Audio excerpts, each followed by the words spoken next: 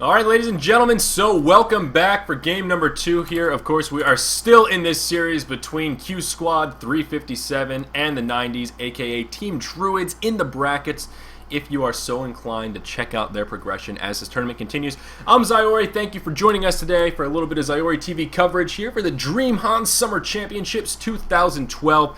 And I'm looking forward to see how this series is going to complete. Of course, game number 1 was a pretty convincing win in favor of the Q Squad. Very, very nicely done, and very, very nicely executed as well. Magebane is a notably scary hero, and kind of refreshing, I suppose one could say, to see Magebane getting shut down a little bit. So we'll see. The 90s, it seemed like one of those games almost that was kind of not super one-sided because of just being outplayed, being totally outskilled and outmatched. It was a little bit more one-sided just because of the strategies involved. Of course, the 90s with that Magebane, they needed to play a little bit more defensive, have a little bit more success in those early lanes, and just get that Magebane fed. Unfortunately, it just got out of control way too quickly, and well, we saw the end result, a 16-1 hero score when it was all said and done. So I'm very much so looking forward to this game. And as I said in that last game, I mean, I genuinely meant it when I said that I feel like this should be a pretty even matchup. I mean, unless this QsQ team has been practicing significantly more than the 90s, that I'm not privy to. I don't know what these teams' practice schedules are like, but these players are like a similar caliber, and I think they've practiced in similar arenas against one another in the past. So kind of where I'm coming from, not just total mindless hype, like, yeah, it's gonna be the best game ever, because, yeah, you know, I'm trying to stay away from total mindless, just hyping it up because we can, but we'll see. We'll certainly see. At the very least, there are some interesting locks thus far, so let's go ahead and take a look at what's going on in this game right here. Legion team going to go ahead and throw blind bans out onto Silhouette and Meraxis, and lo and behold, the Hellborn side going to throw bans out on Ophelia and Meraxis as well. So absolutely no Meraxis play this game. The double blind ban coming out. Interesting how that works out. But what's really tickling my fancy here is this locked pool. Of course, we're having our beautiful little graphics bug here. These bad boys are empty, so we're going to have to refer to the chat. But holy Toledo, Tundra, Draconis, Berserker, Madman, Shadowblade, and Bloodhunter. I'm at a loss for words. That is the weirdest lock pool I have ever seen. Of course, Tundra is the one that stands out as, all right, we may see a first pick Tundra here. You know, we see Jalum was the one that locked him. They may go grab Tundra in that first pick that they're going to have out of the locking pool here. But wow, Draconis and Berserker, Shadowblade and Bloodhunter I'm not so interested in. Bloodhunter I don't think is going to be picked up. Shadowblade kind of equally bad, though they may opt for it. Berserker, Draconis are both very underrated heroes in my humble opinion. I wouldn't be surprised to see both of them worked in here, seeing as QsQ locked them. Draconis is a hero that certainly has hard carry potential. He can farm, and does a lot of AoE damage once he gets those really beefy items. Berserker, he's a hero that I've been talking about for a while to a lot of different people. I think he is so underrated, it is ridiculous. I mean, in my mind, any hero that you can build like a tank that benefits from a DPS perspective, i.e. his ultimate does additional damage based on percentage of his health, it's insane. I feel like that is just a mechanic that has a lot of potential to make him a really scary hero. Hard to kill, hard to stop from chasing someone down, and hard to shut down his damage. He just has a really broad scope of things going right for him. Of course, he has a stun as well. I mean, I really hope we're going to see Berserker in this game. Hopefully some of the stuff I'm saying comes true, because I really do have high hopes for Berserker just in the competitive scene in general. I have a feeling Berserker is going to be one of those heroes like Meraxis or Cthulhu Font that all of a sudden one of these teams is going to come and or he's going to come. Sorry, I looked at chat and got hung up on the worst word in that sentence. So I apologize for that. And now I've lost my train of thought completely. Oh, God, that's so terrible. Oh, yes, Berserker. He's going to be like Cthulhu Font and Meraxis. You know, one of these teams is going to come out and be, hey, you know what? We're going to try this Meraxis or this Berserker lane. And it's going to be awesome. It's going to dominate. It's going to win a tournament. And everyone all of a sudden is going to be like, whoa, Berserker is insane. I think at some point in the future, we're going to see Berserker just become a ban kind of overnight, like we did with Meraxis. That's just my opinion, but I'm quite confident that that will be the case. So let's take a look at some of the bans here. Tempest, Polywog Priest, Torturer, Jerizaiah, Nymphora, and Pebbles. Some heroes that we saw in that last about Almost all of those, less that of Jerizaiah we saw in the last game, so that's certainly having an impact on some of the bans perhaps, but some very interesting picks to start this off. Aluna, Magmus, and Demented Shaman going to be the two picked up the three heroes picked up for this Legion side. And wow, these picks are coming by quickly. Of course, QsQ going to go Pyromancer, Parasite, and Glacius for their first three picks, and then go Madman, Bloodhunter. Those were not the heroes I thought they were going to go for here, but this does leave something interesting, and yes! The 90s going to go ahead and pick up a Berserker here. Unfortunately, not going to get to see Draconis. Not so upset about not seeing Shadowblade, but yes, we are finally going to be able to see a Berserker mixed in here, and this is probably the most interesting draft that I've seen since lockpicking came out. Hands down, weirdest assortment of heroes. This is going to be quite the interesting game. How are these lanes going to come about? And that is something that we're going to have to put a lot of thought into. Of course, we're going to see Land Shark, Bloodhunter. That is another fantastic installment out of this match.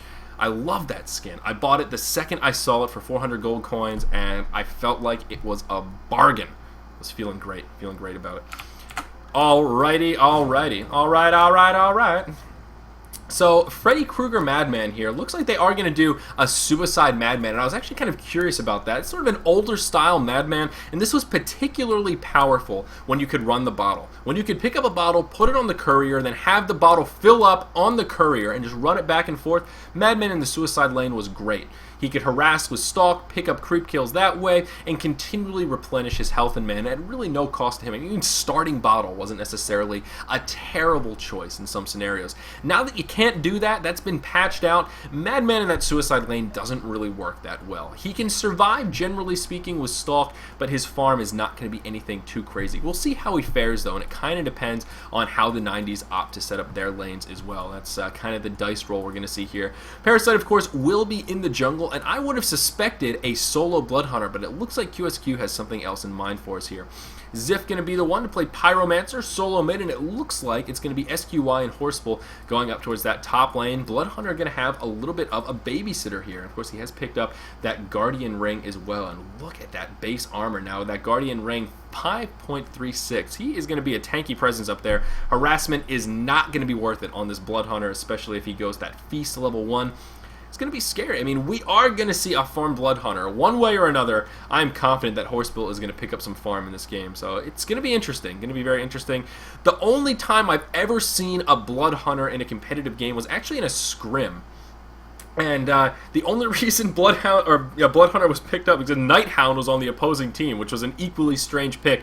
And, of course, Blood Sense reveals invisibility, so they picked it as kind of a hard counter attempt to Nighthound.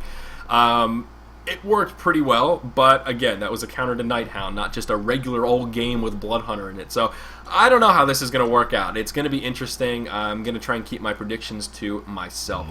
How are the lanes going to be here for the Legion team, you may be asking, and that is a very, very good question. It looks like they are going to Suicide Tundra, which is the one predictable part of this.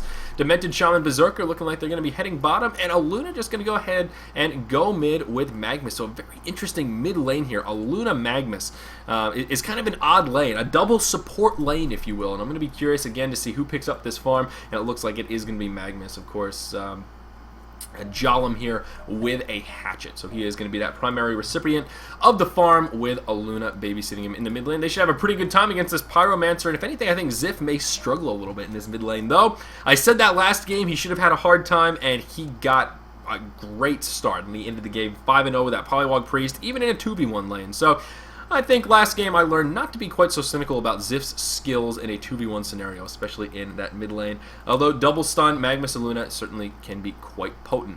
Madman, I think, will struggle quite a bit in this bottom lane. The great thing about this for the 90s is that Algae is going to get a great bit of farm. I mean, he is going to be in an absolutely beautiful place in the way of farm. I can't imagine him being under farmed to start off this game unless we see some huge lane rotations take place. Paired with Demented Shaman as well, this is a beautiful lane duo. So much physical damage that can come out, and this Chain Spike not something to be underestimated as well. Of course, it does do physical damage, which is great for the early levels, especially against heroes like Madman, well, who are pretty squishy. He is pretty damn squishy. I'm going to say low armor heroes, but Madman actually isn't. Is actually sort of a higher base armor hero, believe it or not. So we'll see. Madman equipped with plenty of regeneration, though, to try and make this a better time at least.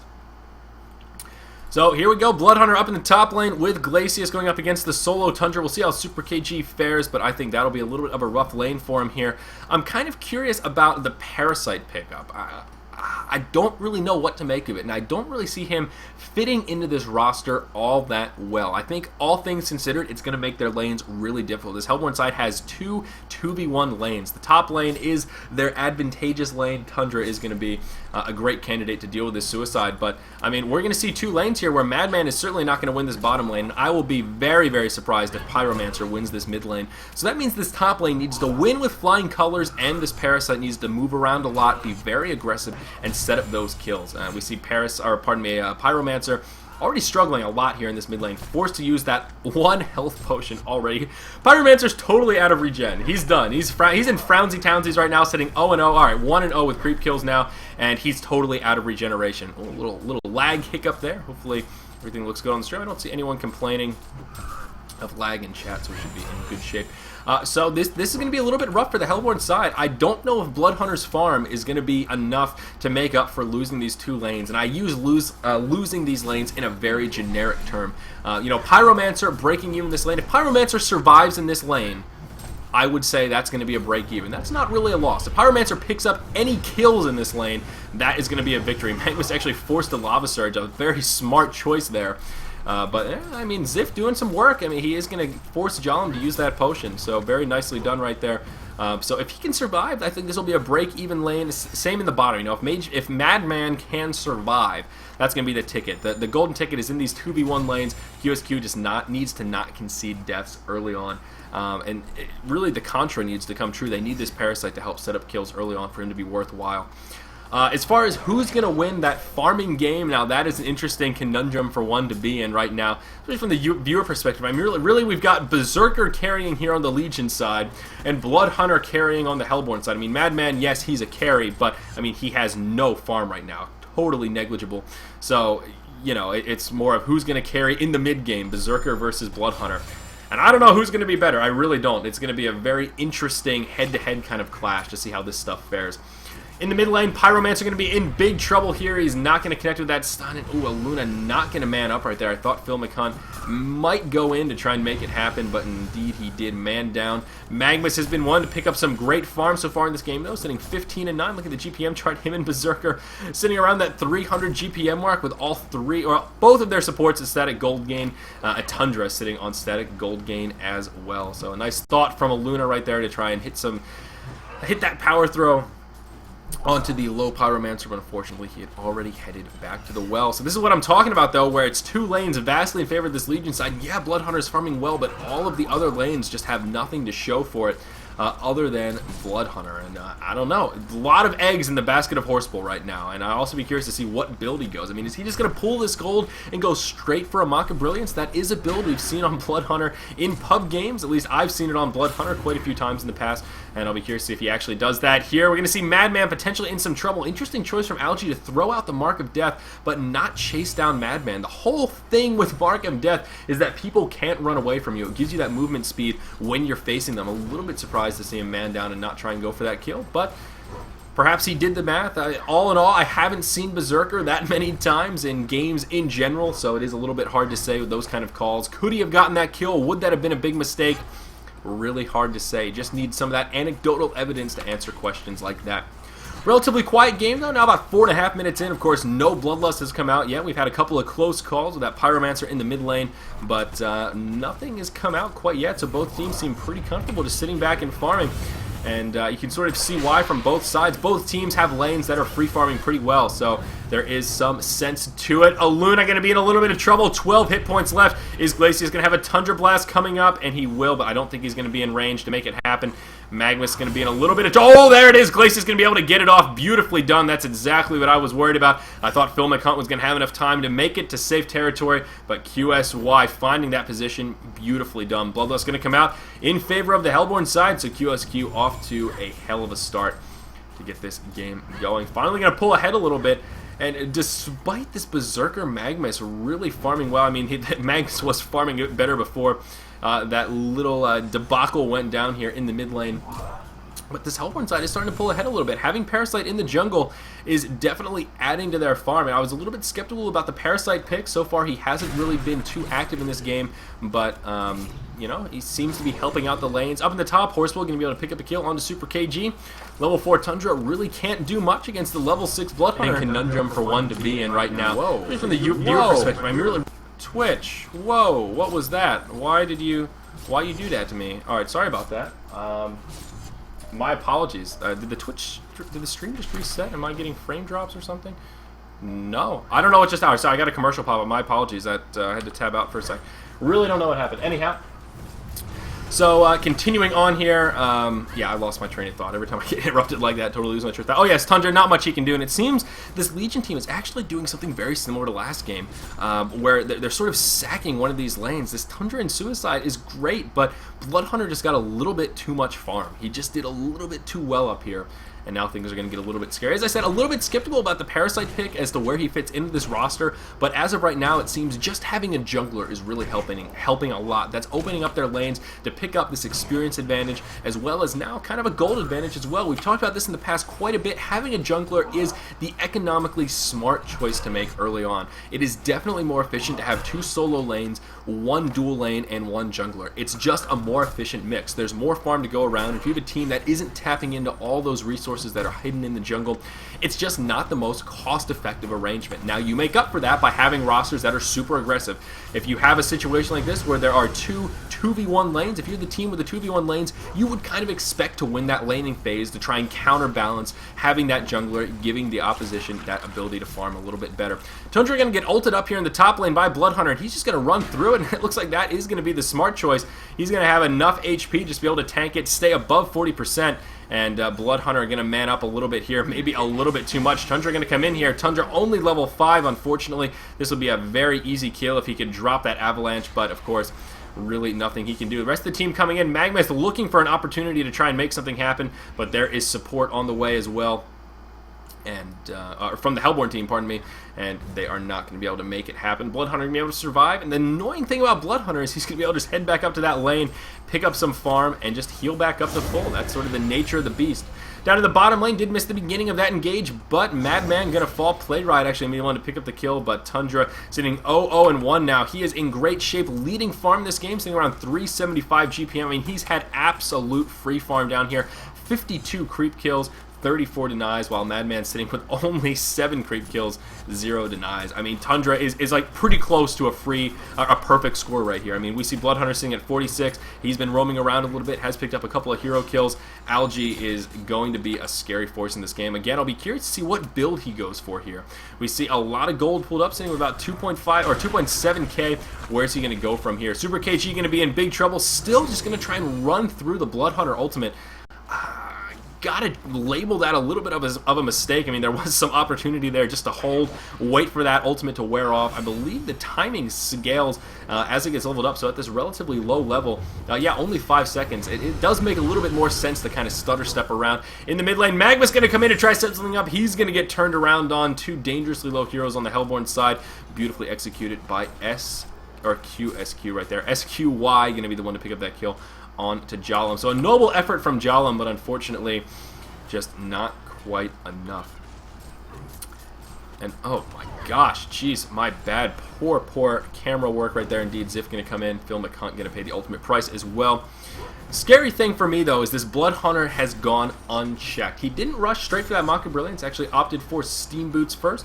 We'll see where he goes from here, sitting with about 1,700 in the bank. The problem, though, is it's just completely unchecked. Now, the 90s may be looking at this a couple of different ways, one of which may just be, well, all right, he's free farming up in the top lane, but we've got Tundra free farming down here in the bottom lane. So they're going to cancel each other out, and that's a fair way to go about it. Tundra's actually out farming him a little bit right now, but it still makes me a little bit nervous. Seeing this Tundra only level 5 against a level 9 Bloodhunter, that's really scary. Super KG needed to avoid death in this lane at all costs. That's where the big disparity is coming in. Bloodhunter, although at a slightly lower GPM, is sitting 2-0. That has crippled Tundra so far in this game. Although Madman hasn't been doing particularly well, he has been doing slightly better. Sitting level 6. He's going to be in big trouble here, though, and I think he's going to go down. Down he goes. Berserker going to be the one to pick up that last hit. Now Pyromancer going to come down, and they may be able to do something here. Nope, not going to happen. Demented Shaman going to get completely pooped on.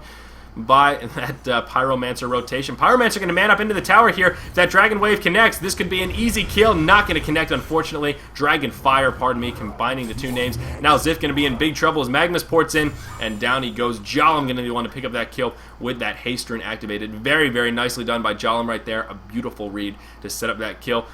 Unfortunately, kind of small plays from Zyf right there. If he had landed the stun, that would have been a significantly different engage. Up in the top lane, same story, different chapter. Horsebull going to be able to pick up yet another kill on the Super KG here. And yeah, that is a lane lost.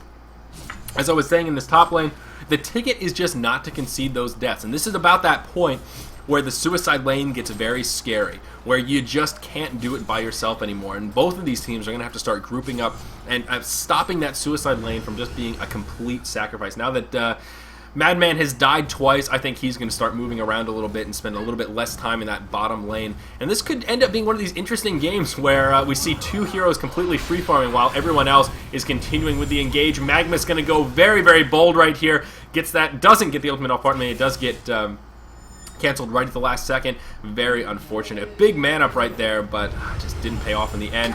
Still McCunt going to pay the ultimate price as well. Zyf going to be able to pick up a double tap. Tundra's going to be here, though. He does have an avalanche. Is he going to be able to make something happen? And it's not looking like it. Parasite just going to come in.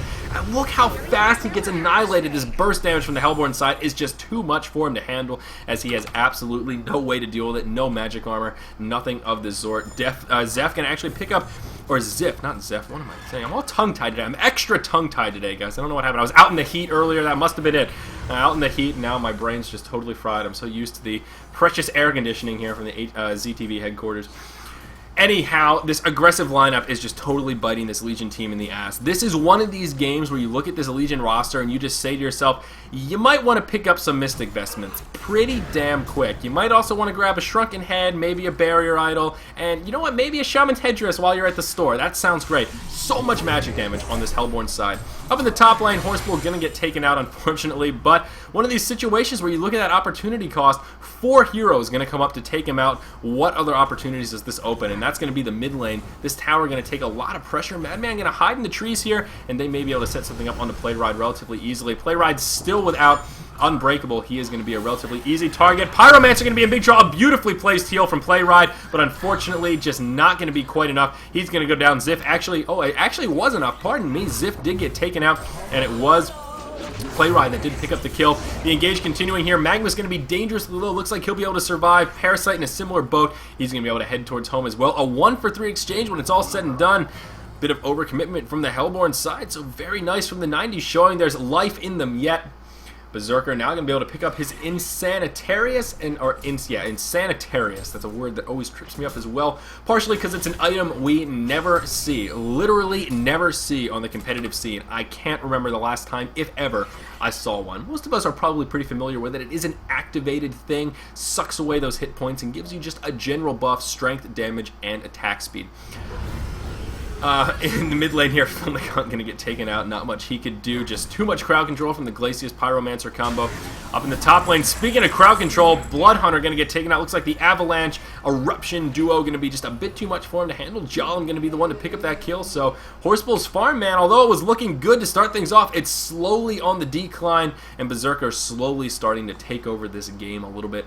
And that is good news for the 90s, so they still have quite a ways to go and quite a big margin to try and overtake. Berserker doing a lot of damage right here. There you go. That's the power of the ultimate, ladies and gentlemen. Critting for 280, and that's why I'm saying Berserker, one of these heroes, if he starts to snowball a little bit, he's so tanky. He's hard to kill, and he does a hell of a lot of damage. His ultimate doesn't cost him anything, but it does force him to take a 20% damage buff. So that means he's one of those heroes you don't want to run from. When he has that ultimate activated, most of the time you're going to want to stand your ground. You're going to do more damage to him than you would normally. So standing your ground is going to be the golden ticket. Running away, not so much. Especially in that situation, Madman only on red boots, Algae on Ghost Marchers. Not much Madman could do right there. Just an unfortunate situation, unfortunate circumstance. He's just a little bit too underfarmed. It's getting pretty close to what Tundra was like up in that suicide lane. Tundra 0-4-2, and now we see Madman sitting 1-4-3. So not quite as bad as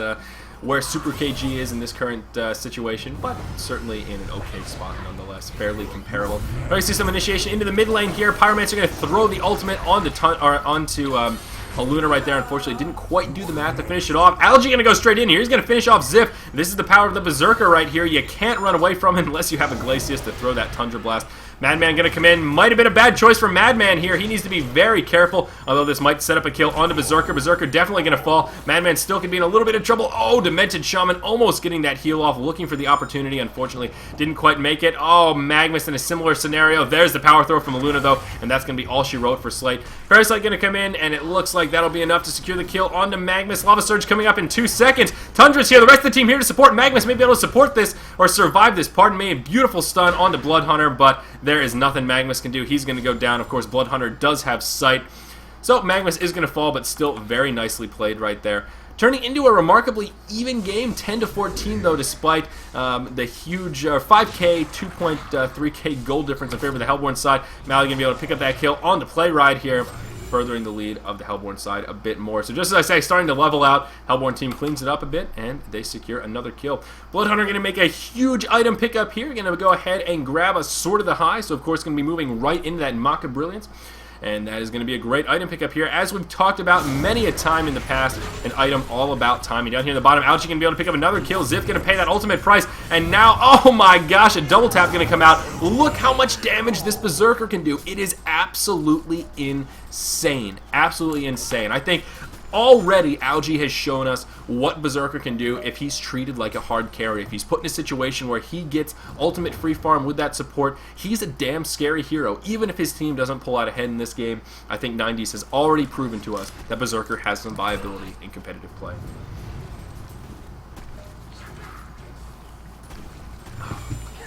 Trying to stay hydrated, very, very important. So, wow. A hell of a game so far. Bloodhunter and Berserker have been about as interesting as I expected, and I'm not complaining whatsoever. One of the points I wanted to make before some action picked up about the Insanitarius choice onto Berserker is that it's one of the best item pickups. There was a whole big debate when Berserker came out about Elder Parasite versus Insanitarius. Which is better on Berserker? Which is more cost effective? Is Insanitarius the way to go with that static 35 health per second decrease? Or is stacking that damage increase, or damage taken increase from Elder Parasite worth it with his other abilities, with the Strength Sap and all those other things that he can do, yeah, is it Strength Sap? Yeah, there it is, Strength Sap. And apparently someone's done the math. I wasn't the one to put it into the calculator, but I believe Insanitarius is much more cost effective than Elder Parasite. It is the money maker on that hero. So just something to keep in mind if you ever find yourself playing Berserker. Insanitarius is definitely the better choice. Slightly more difficult to use, but certainly recommended. We do see some action continuing though. We saw a couple of kills come about as we were talking about Berserker here, and the onslaught just continues. Algae picking up yet another kill here, and it looks like a Luna going to fall. Is Berserker going to be the one to pick up this kill? No, he is not. Oh gosh, pardon me. I got my teams all confused right there. I do apologize. Berserker and Phil McHunt are on the same team. So total brain fart there. Like I said, I'm all tongue-tied today. I was out in the heat this morning, had to work a fair this morning for a good 5 hours, and it just the sun just sucks it out. It's like it sucks your brain out. All of that intelligence is just dedicated into the sun's energy. My apologies. Was a 2-for-2 exchange all across the map when it's all said and done. Hellborn team still maintaining that huge lead that they picked up. Now, although the 90s have been reacting to this Bloodhunter and ganking him pretty appropriately, they're still not really slowing him down all that much. I mean, Bloodhunter is still farming very, very nicely, and just now has picked up enough gold to finish off that Maca Brilliance. We are going to see Ziff in some trouble here. He may have overcommitted, stumbling into enemy territory. A beautiful Dragon Fire, and that is going to be enough to keep him alive as he heads for the hills. That Maca Brilliance, though, a scary item pickup at any stage in the game, but it's all about timing. The earlier you get it, the more cost-effective it is, the higher the ROI, and of course, just the more damage it does relative to your enemy hit point pools. Very scary, and that's what I mean. How, yeah, they're shutting down this Horsebull on Bloodhunter, but it feels like too little too late. They needed to do that earlier on before he had the ability to invest in a Sword of the High, let alone the Maca Brilliance. Now that he has the Mach, it kind of doesn't matter. The damage has been done. If they gank him again, hell, if they gank him a couple more times, it doesn't really matter. He has that Maca Brilliance, and he just needs to have that presence in team fights. One of the reasons Mach is so great on Bloodhunter is because of that Blood Sense. It just synergizes so well. His ability to chase people people down, have that vision. As he's chasing them down, that Maka Brilliance just continues to add that DPS and makes it more and more difficult for people to survive the Wrath of Blood Hunter as he tries to chase them down. Just an overall very synergistic item on this particular hero, especially with one that has had the farm that Forcible has had so far in this game. Taking a look at the GPM chart here, we just want to see where everyone fares, and looks like not really too much has changed since we looked at it last. Actually, Berserker and Blood Hunter still leading the way. Berserker has now moved into a Helm of the Black Legion, so going to move into that tanky route, as I mentioned. Of course, the ultimate does get damage from max health, so you can certainly understand that item choice. You can go tanky and still add your DPS simultaneously. Again, one of the reasons why I think that hero is particularly potent.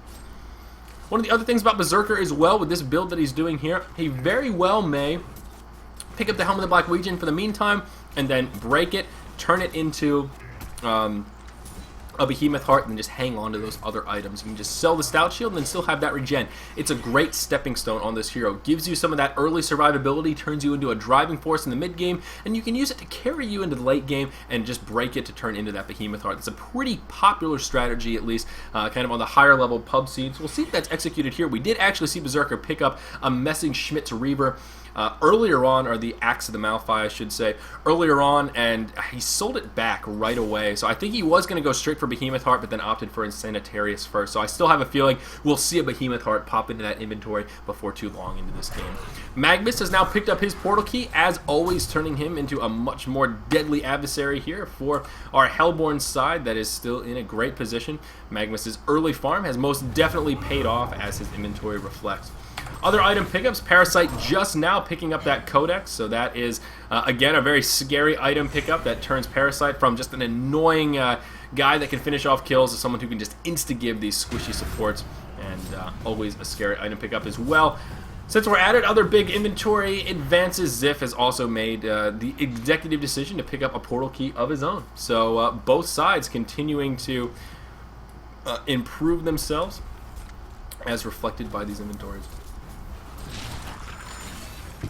Bloodhunter going to go straight in here. Pardon me, I was taking a drink right when he initiated that ultimate. Play Rod going to get completely obliterated. Magma's going to go in with a very nice eruption, and it looks like they're going to be able to finish off Madman here, no problem. Parasite may be in a little bit of trouble as well. No, he's going to be able to make it to the back. This team fight, of course, going in favor of the Hellborn side. Magnus and Demented Shaman in exchange for Madman. Was a nice avalanche to finish off Slate, but still just not that cost-effective exchange this Legion team needs. I worry that this Berserker is not going to be able to carry hard enough to make up the deficit of Bloodhunter and Madman. If it was just one or the other, I might be able to make a case for that, but Bloodhunter is already kind of out-carrying him in the early game, and as things start to transition, as Bloodhunter starts to slow down, Madman is just inevitably going to pick up. As these team fights continue, as he continues to grab assists, pick up creep kills, he's just going to continue to get more and more scary and be more of that hard carry. And that's one of the great things about the draft from this Hellborn side. Look at all of their magic damage. I mentioned earlier on, Mystic Vestments, Mystic Vestments, Mystic Vestments for this Legion side. That's great. That's what they're going to need to survive this early game. But if they invest too much into that magic armor, Madman's physical damage will eventually overtake them. Blood Hunters as well. I believe this ultimate, what is the ultimate actually? Is it Superior Magic? There you go. I thought it was magic, but it's one of those things. I could see it either way. I could see that being physical. You know, you're bleeding, you're hemorrhaging. Maybe it even should be physical. That's actually kind of interesting. Why is hemorrhaging? Oh gosh, I'm just gonna give up. Just gonna give up. All sorts of tongue-tied. But anyhow, I keep looking at Madman and saying Magebane. That's the first hero that comes to mind when I see Madman with the Freddy Krueger skin. I don't know why. They don't look similar at all, but it's just one of those, oh yeah, look, it's not Magebane. That would be Madman indeed. Anyhow, Slate is just eventually going to start carrying this game. It's just inevitable. As if the game goes on long enough, Madman just scales better as the levels increase. Just the nature of being an agility melee hero. I don't know that Berserker is going to be able to go toe-to-toe with him. The one saving grace, though, is that Berserker will have that scalability, and he does have that farm. You know, if I'm picturing this graph in my head of, you know, Bloodhunter kind of peaking right around now, maybe actually starting to decline a little bit from the peak. Madman slowly on the rise, not even close to the peak, and Berserker's somewhere in the middle. He kind of bridges that. He's pretty strong in the mid game and is also strong in the late game, but still not quite as hard of a carry as your Magebane, your Madman, your Kronos, what have you. Again, I'm still going to be very curious to see how that unfolds as things continue. 36 kills here in 25 minutes, so it hasn't been the most passive of games, but it sure as hell has felt like it. I don't really know why, but it just seems like these teams are playing more passive than they were in game number 1 here. Magma's going to be nice and aggressive onto Glacius. Glacius going to throw the freeze, but I think Glacius is going to fall here. Will get a little bit of the ultimate off. No, he actually is going to be able to survive. Berserker not going to pull the chain as early as I would have thought, and that will keep Glacius alive. All the while, though, there was some action happening down here. Aluna got taken out in exchange for Blood Hunter. We were watching the wrong engage, and my apologies for that. Big action coming here as well. The Eruption going to come out. That'll finish off Ziff. Magma's doing a lot of damage in this fight. It looks like the Legion team actually going to come out ahead here. It is going to be a 1-for-2 exchange, and Horsebull did buy back. So it was a 1-for-3 plus a buyback. He's going to come in and try and clean this up. Does he have an ultimate? No, another 30 seconds or so, but he needs to be very careful here, trying to do what he can. He's going to be able to finish off Demented Shaman, no problem. And they're going to be able to finish off Magmus as well. Will he be able to get this Tundra? I don't believe so. He does have an ultimate coming up momentarily here, but it's not going to be quick enough. So look at how fast he takes out these creeps. A beautiful cleanup and a very worthwhile buyback for Horsebull right there, changing the cost effectiveness of that fight by a pretty big margin indeed. So very, very nicely done. Sitting 7-4-3 now at 450 GPM. He's taken over as the #1 farmer for like what feels like the 5th time in this game, as it's been a back and forth battle between Horsebull and Algae, but still very nicely done indeed. Really chaotic team fight, and I thought we were going to see the bulk of the action where I was following, but it turns out the kills were in the other section, so my apologies indeed.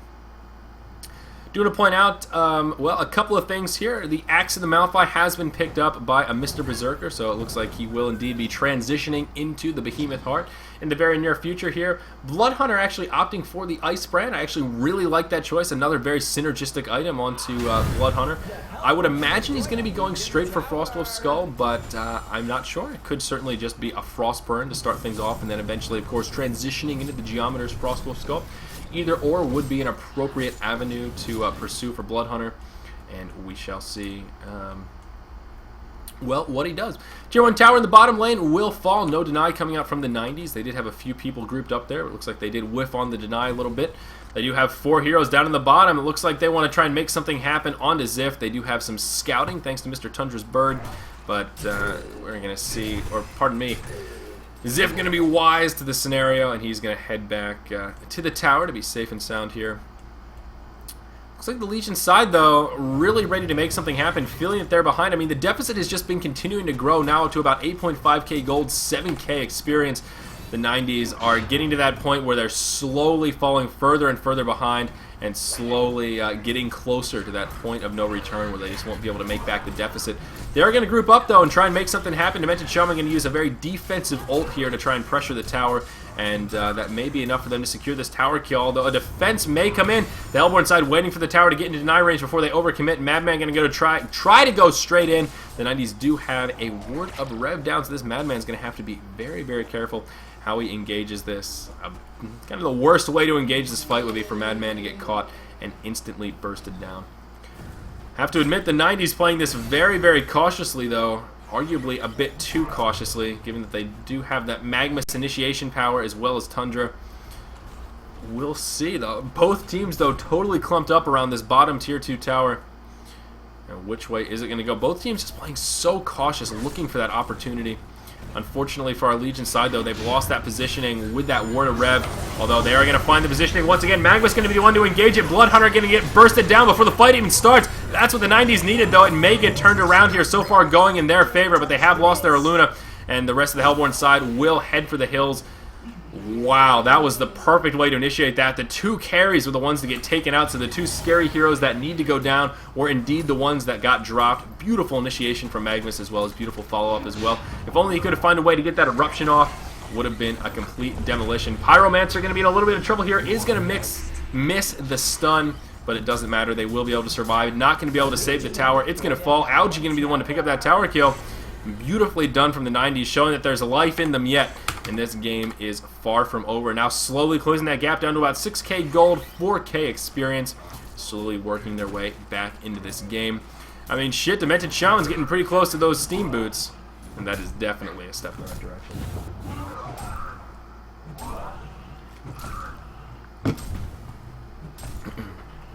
You know, this low-calorie Gatorade just isn't as good as the real thing.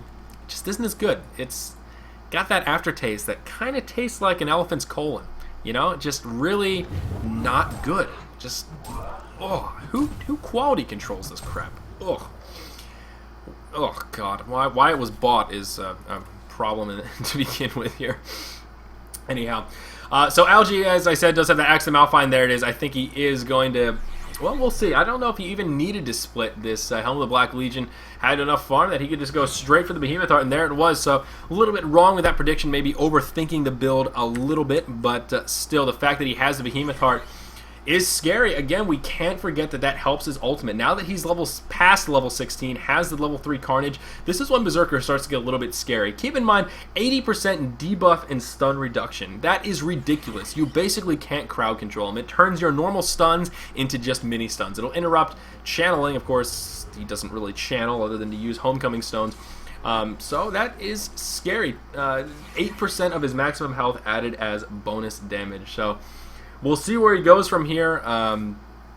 A couple of options. I mean, even a Frostwolf Skull isn't necessarily a bad way to go. Having that orb effect with the passive slow, as well as just giving you all of those extra hit points. I mean, Frostwolf Skull is a pretty tanky item. So I'll be actually pretty curious to see what Algae decides to do here in the way of item choices. I'm trying to think if I'm forgetting about a really obvious item choice. I mean, Demonic Breastplate isn't bad on him. It's certainly good, but buffing up that max HP pool is the way to. I'll probably move into a Shrunken Head. That would actually be my guess for the next choice. Sort of the best of both worlds. Will give him more damage, more survivability, and then, of course, the use on that Shrunken Head, which is quite powerful indeed. Going to be a little bit of tower exchanging action. The Tier 2 in the mid lane in exchange for the Tier 1 up in the top lane. The 90s still continuing to be very aggressive. Finally finding that synergy to group up and try and find a good spot in this game to start pulling ahead. They are going to continue pressuring here and pressure the Tier 2 in the top lane. It looks like QsQ is going to respond with just pressuring the Tier 3 here in the mid. And we'll see. Going to end up being a little bit of a base race type scenario. The Glyph going to be used here for the Legion side. And they are not pressuring this top tower quickly at all. Where are we in the way of Homecoming Stones? We see one porting back. And Magmus headed for the hills. He does have a haste rune on. And really not too much pressure going to come out. The Tier 3 tower going to go down to about half health. The port's going to come out for the Hellborn team here, and they're going to try and get aggressive. They want to set some of these kills up. The Courier up here as well, which could be just a little bit of a bonus for trying to engage this. Need to be so careful. Oh, there it is. The Hemorrhage going to be used onto Berserker here, and it looks like he's going to fall. The Courier is going to be able to survive, but Berserker is definitely going to go down. He's going to be able to finish off Pyromancer before it happens, though. And again, the power of Berserker. Magma's going to come back in, and are they going to be able to finish him off? Down he goes. Horseful going to want to pick up that last hit. Now going to be able to finish off Phil McCunn. Now Magma's going to be the one in trouble, and it's going to be a devastation in favor of QsQ. A 3-for-1 exchange when it's all said and done. They're going to be able to counter push here, and they're going to pressure this Tier 2 tower. Blood Hunter did have Blood Sense on. I thought he had sight of somebody, but no, indeed not. They're just going to move up, though. He's going to be able to tank the tower, finish off these creeps, and this is where things start to get scary. This tower going to fall very quickly. Nothing the Legion side can do to try and defend against it. I'm surprised Glacius isn't helping him auto-attack this down, but it doesn't matter. I mean, just look how hard this guy hits. Going to go straight into that Frostburn, and it looks like he's going to move towards a Shrunken Head as well. So Horsebull is still in great shape. And Glacius, wow, 5-0-11. SQY has been having a hell of a game on this Glacius thus far. I hadn't even noticed that he's yet to die. But that is quite the feat on a Glacius. I don't think I mentioned yet, but Tundra does indeed have a... Whoa, what was that? How did that happen? My mistake. Oh, red power throw. What am I thinking? A red power throw. Duh. Tony, I'm off today, guys. I'm really off today. I don't know what it is. Anyhow... Tundra did pick up his portal key, so that is always a big item pickup. Tundra having that initiation power with the Avalanche. Don't know how useful it's going to be at this stage in the game. I think the most useful use for that ultimate is really going to be onto this Blood Hunter. Once he uses that Shrunken Head, of course, Avalanche is superior magic, so the stun will go through that Shrunken Head, especially once that Shrunken Head gets down to the 5 second after it's been used 5 times. Level 3 Avalanche stuns for, how long is it actually? Where are you, Mr. Tundra?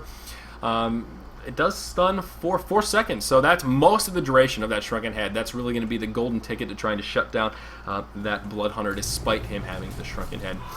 We'll see. The Hellborn side still continuing to pull ahead, and really this is coming down to just superior map control. I mean, this Q Squad division is really doing a great job farming the lanes more effectively, clearing out the jungle more effectively, and just overall maintaining map control. We see the Ancients are dead for the Hellborn side, and there's been a triple stack here for quite some while for the Legion side. Not making making maximum use of all of that income that's sitting around the map. You can observe the same thing in the jungle. This Hellborn side has been consistently clearing out the jungle, while the Legion side really hasn't been doing as such. I'm going to get caught out here, though. Slay going to be the one to pick up that kill, but this could be really bad for QsQ. That is not how they wanted to initiate this fight. Berserker going to be one to get move in here now. They're going to be able to pick up this kill onto Ziff. Glacier is going to fall shortly after. That's going to be his first death of the game. The Bound Eye going to hit the ground. I'm not sure who managed to pick it up. And looks like Tundra actually may be the one to pick it up here, as Berserker getting very aggressive. He is such a tanky force. He is still so scary, just terrorizing around Manhattan here. We're going to see Pyromancer use a buyback, and that will be enough to shut down Berserker. So when it's all said and done, it'll be kind of a 2-for-4 exchange, and of course forcing that buyback onto Ziff. So although it looked very promising and Alchi was doing a hell of a lot of damage, again, the buyback is what changed right there from Pyromancer. Ziff came in and was able to turn things around and shut down Algae. Unfortunate that Magnus got caught right there. When Magnus has a portal key, I mean, you have to initiate those fights with a Eruption portal key. That is your ticket to winning fights when you have a Magnus who was the recipient of farm in one lane. To see him get caught like that just spoils all of the synergy this Legion team has, so that's very unfortunate indeed. Things going to continue here, though. I mean, this tier 3 tower is going to fall. I don't know if there's going to be a glyph used. No, there will not. Magnus actually going to channel an ultimate. It's going to catch only Ziff. Ziff definitely going to fall here as the stun from a Luna to follow up. But wow, there you go. Again, there's that power of Magnus. So this game's still not over yet. Of course, all the racks still up, but one more failed team fight from the 90s, and it's going to be getting close to that point of, all right, guys, we gave it our all, but we just can't win this game at this point. I mean, this is also what I'm talking about. Look at this Blood Hunter. He's going to go ahead and steal this triple stacked Ancients, or at least kill a couple of them, take out a couple of the dragons, and well, hand it over to Magnus. But still, being able to just take any of those Ancients is a step in the right direction. We've talked quite a bit on past streams about farming about the map, staying very active, and making sure you're capitalizing on everything the map has. And well, just a well-seasoned team. One of the things to see every cooldown, you know, keeping that rotation, stacking the Ancients, and making sure you kill it at every opportunity. Very, very important indeed. So everyone's going to pop back up. Now we're going to see some more items have been picked up since we last looked. Madman has now picked up the Hellflower, a great item choice on this hero. Synergizes very nicely with that mana pool, and you can never really go wrong with a Hellflower in general. So a great addition to the team. Parasite is going to be sitting on level 1 Codex and moving into a Storm Spirit, so going to be going a more crowd control oriented route, and I certainly like that choice as well. Very utilitarian style item. Looks like Ziff going to be working towards a Hellflower of his own, and just picking up that second Arcana. For a second, I almost thought there would be some Spell Shards, but then bit my tongue and said, nope, it will be a Hellflower, because that indeed is what it will be. Magnus has now picked up a Shrunken Head, so that does make channeling that ultimate a little bit more powerful, but we'll see. Probably would have thought he'd go for a, what's it called, a Hellflower first, but certainly his own prerogative. We are going to see a catch here. Unfortunately, Tundra going to be the one to get caught, and he did have a Bound Eye of his own. It's still sitting on the ground. I don't know if they're going to pick it up here. There it is. Madman going to be the one to pick it up. There we go. So 2 Bound Eyes now for the Hellborn side. Very unfortunate that Tundra dropped his eye there. Kind of the worst person to get picked off in that kind of a scenario. QsQ, though, I'm kind of tunnel visioning on the team information up here, and they're just continually pulling ahead. I mean, they're finding these cost-effective engages all over the place, but it's really not about hero kills. 8 hero kills does not account for 20k experience, 18,000 gold.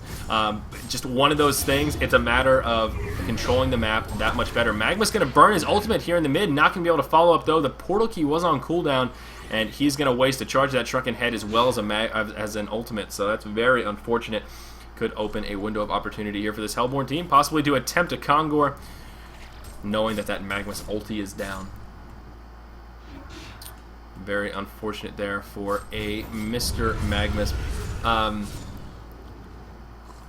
very unfortunate for Tundra as well. Kind of curious to see what Tundra's going to do as far as item choices. I mean, he has just been so underfarmed this entire game. Oh yeah, the other point I was going to make, looking at that team information, anytime you see a team that's ahead in experience but behind in gold, that's generally a sign that they're just farming the map better. Because that means that they have someone clearing the jungle, their team's spread out, and they're just picking up all of that solo XP in different corners of the map, while the other team is probably a little bit more grouped up, moving around as they are right now with these 3, not farming anything, not getting any experience. That's just one of those little tips about how to interpret these stats. If the experience is higher, that's generally a sign. It's all about farming, not just about those hero kills.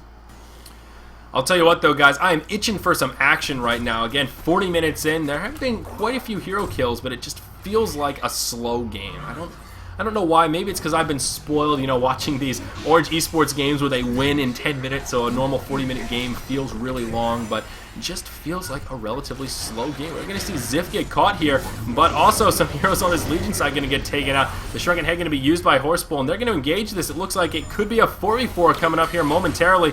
Horsebull going to be in big trouble. That Shrunken Head's going to be off, and I think he may go down here. The Force Stick going to be used, and that actually may be enough to save his life. Beautifully done from Glacius right there. That Tablet of Command is the game changer here, and that will be enough to keep Horsebull alive. Let him go back to the well, regen up, and they may opt to well, pose a defense on this tower. Magnus going to go straight in. He's going to catch Glacius. Is the follow-up going to be there? The Leech actually going to connect before the Shrunken Head goes off. Again, Magnus going to waste another charge of this Shrunken Head. He is being way too liberal with just popping that hotkey right there. I mean, you need to save those charges. Once it gets down to 5 seconds, there's a noticeable difference from a Shrunken Head 10 and a Shrunken Head 5. You need to be very careful how you use those early charges. Even though Magnus has had good farm, he's not rolling in the dough quite enough to make it so that he can just buy another Shrunken Head when things start to go get a little bit difficult for him. So definitely some questionable decision making here. We are going to see Horsebull make an interesting choice as well. Going to be going straight for a what is it called? The Dancing Blade, the Wing Bow. That's it. The Wing Bow, indeed, he does have. There it is. Actually going to have enough gold to finish off, just picking up that Snake Bracelet. And there it is. Has all those core pieces. And now he is transitioned into that scary carry. I mean, Madman is starting to get there, but this guy is level 24 right now. Look at that. 700 experience per minute. That is absolutely insane. Looking at the GPM farm as well. Horsebull's been the only one able to hang on to this huge farm, now up to 550 GPM. I think we have seen a Blood Hunter carry here. That's pretty much what it comes down to. Pretty interesting indeed.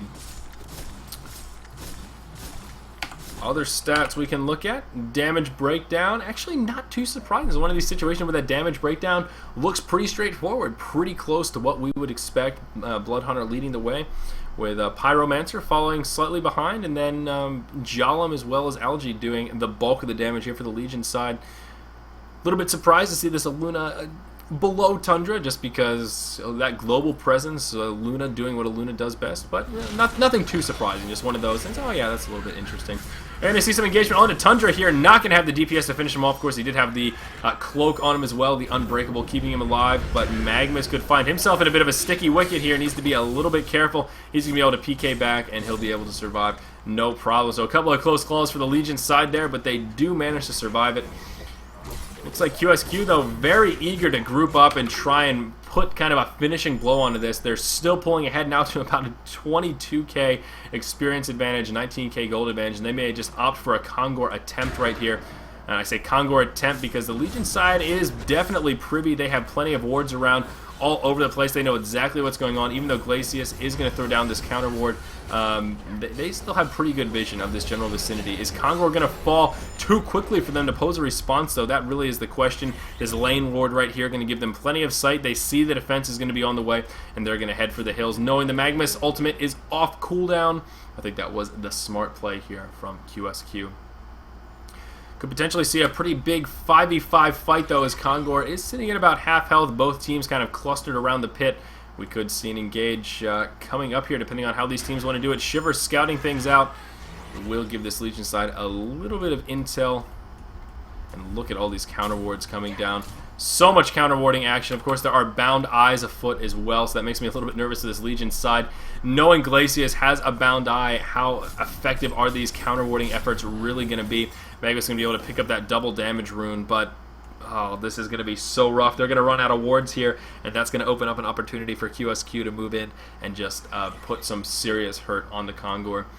We'll see. This is a really weird stalemate situation here. Both teams playing so passive. Super KG scouting with the curl. Magnus actually going to go straight in. Seems the rest of the team not quite ready for it. Pyromancer actually going to be able to turn around. Jalum going to fall. That was a big misplay here for the Legion side. Now things going to unfold in a very unfortunate manner. Luna looking like she may fall. She's going to at least burn the Unbreakable. Stormseer going to be used. Berserker going to be in a little bit of trouble here. They're going to just kite him around. The rest of his team isn't here, unfortunately, and he's going to fall. Horsebull just doing too much damage. The double tap going to come out. A buyback from Magnus going to be used, but there are only 2 left. It was a 4-for-1 exchange, of course, forcing that buyback from Magnus in the end.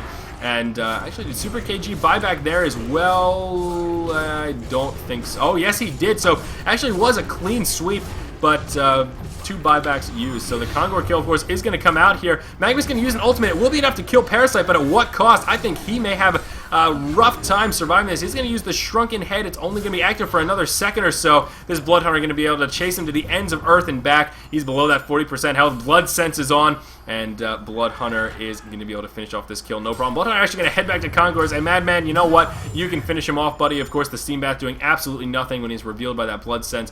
They just want to go back and finish off this Kongor while they have the opportunity. Bloodhunter, though, he's going to bump into Tundra. I think he might have enough damage to finish him off. Down he goes. We saw Madman there trying to add that little bit of DPS, so Super KG could not pour it out, but wasn't even necessary. So Horsepool now just out of control. 572 GPM, 700 XP PM, and he is going to be able to finish off Kongor and pick up the token as well.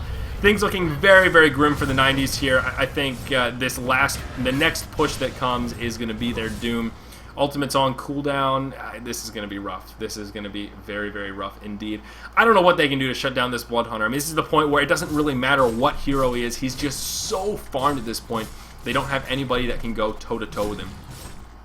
Berserker can go toe-to-toe right now, but unfortunately he's just being kited around a little bit too much. He's going to go ahead and pick up the Slayer, and I think the Shrunken Head would have been a much better choice right here. If he could just stay unsnared, he could do so much damage. So we saw in that last team fight between the Leech, Glacius, the stuns coming out from Pyromancer, the barrel roll slow. They were just kiting him around. We saw it there. I was like, oh, Berserker's in the mix, but he's not going to be able to connect with anybody, not going to be able to get those auto attacks off. So that is one weakness that Berserker has in those big team fights. One of the reasons why I think Shrunken Head is kind of a core item. I mean, you could argue, all right, Behemoth Art first, absolutely great, but I think Shrunken Head needs to come out before too long here. Tundra going to go ahead and pick up a Soul's Bulwark. Certainly makes a lot of sense here as well, though 47 minutes in feels like a slight case of too little, too late. This is right around that time when you want to be picking up your Demonic Breastplate if you haven't already. So kind of unfortunate that it has come out this late. Parasite actually going to be able to pick up a Soul's Bulwark of his own as well, so they will be able to cancel each other out. Again, at this point, it's just a little bit negligible. And I don't really see too many other item advances since we last looked at item choices. I will say I am a little bit surprised to see the Q Squad playing this so passively right now. At the moment, I mean, Q Squad really could afford to be more aggressive. They're ahead by a nice kill margin, a huge golden experience margin, and these last few fights have been really successful. Now that they have the token, they don't need to sit around and farm. Bloodhunter's now level 25, and they can afford to just be aggressive, take those risks a little bit, and try and put some pressure on. Some interesting plays from the Legion side, going to port down to the tower. They're going to try and drop everything onto Bloodhunter here. The Shrunken Head is going to be used, though. He's going to be able to finish off Jalam in a matter of seconds. Looks like Demented Shaman going to fall pretty quickly here as well. The Unbreakable just not going to be enough. Down he goes. The Bloodbath streak coming out for Horsepool now after picking up that double tap, and looks like this could be that final blow that I was talking about. Tundra going to get frozen. He's going to drop a Luna on the run. She may actually be able to survive. Nope, indeed not. The Codex going to be used. Now Berserker going to come in. He may be able to finish him off. Look at that, hitting for 650 with that ultimate activated. Almost picking up a double tap. Beautiful Storm Spirit going to be used on Glacius. Unfortunately not enough, but he is going to fall in the end. The Genocide going to come out. A 2-for-5 exchange. Of course, this tier 2 tower is going to fall, and I think some of these tier 3 towers are going to be taking a hell of a lot of damage. Berserker, the only one with enough gold for a buyback, and I don't think he's going to be able to defend this himself. Let's watch how much damage Bloodhunter does to this tower. Actually taking a miss right there, standing just in the middle of that hill, but wow. Absolutely wow. This Hellborn side, man, they are on fire. They're going to be able to take this tier 3 tower. Melee rack's going to fall, and I think the range rack's going to fall shortly after. Of course, the tower is down in the mid lane as well, so they may be able to just move over there and finish that off depending on how balls to the wall they want to go with this push. They very well could just back up and play it safe. They're going to roll the dice a little bit here. They're just going to go straight in, at least try and finish off the melee racks, and it's looking like this is going to be the right choice. A couple of ports coming. Interesting choice to port on the low ground here for Berserker. They may have to pay the ultimate price in the end. Oh, no, they do turn it around onto Magnus. Bloodhunter going to come in. It looks like he's going to be able to pick up this kill onto Demented Shaman. Demented Shaman just going to get destroyed. All the while, though, Berserker doing some pretty serious work on this Madman Parasite duo, while we just see, wow, Bloodhunter just annihilating these heroes. Going to farm up the creeps for a little bit of extra health, and he's just going to go straight in. Aluna going to go down in a couple of hits here. He's going to get stunned. Doesn't have that Shrunken Head coming up for another 30 seconds or so. Keep in mind, Horseful has the token. He's still yet to go down. They did finish off those melee racks in the mid lane. He may be able to go toe-to-toe with Berserker here. No, indeed not. Needs to wait for that ultimate to fall off. It is, and this could be his opportunity. Maybe waiting for this Madman. And now this is what they're looking for. Or they're just not going to overcommit. Ziff going to come straight in, going to miss the stun. Berserker actually going to go over and pick up that bound eye that was just chilling on the ground that no one seemed to be interested in. And now they're going to go for it here. Berserker going to be in big trouble with C Bloodhunter with that with the Shrunken Head on. It's going to be too much. They're going to be able to finish off Berserker with that Glacius ulti as well as Pyromancer DPS. The Vote to Concede comes out, and after some chaotic team fighting at the end, we do have our winner of the series, the Bloodbath, coming out. Beautifully done by our Hellborn side. So QsQ, man, they are looking good. Ziff and Horseful, they are really looking powerful. The 90s, a pretty powerful team. We talked about Group A being fairly strong in the way of groups of death. The 90s are going to get taken out 2-0 here for the Group A match number 1 day. Actually, first day of the Stage 2 here for DreamHoN Summer Championships 2012. I'm Zyori. Thank you so much for joining me for this cast. Of course, follow all the social networking, Facebook and Twitter at ZyoriTV and YouTube.com/ZyoriTV1. These VODs will be posted on that YouTube channel, well, in a matter of an hour or so. Once they finish encoding and uploading, they will be uploaded in 720p as well for your viewing pleasure. So once again,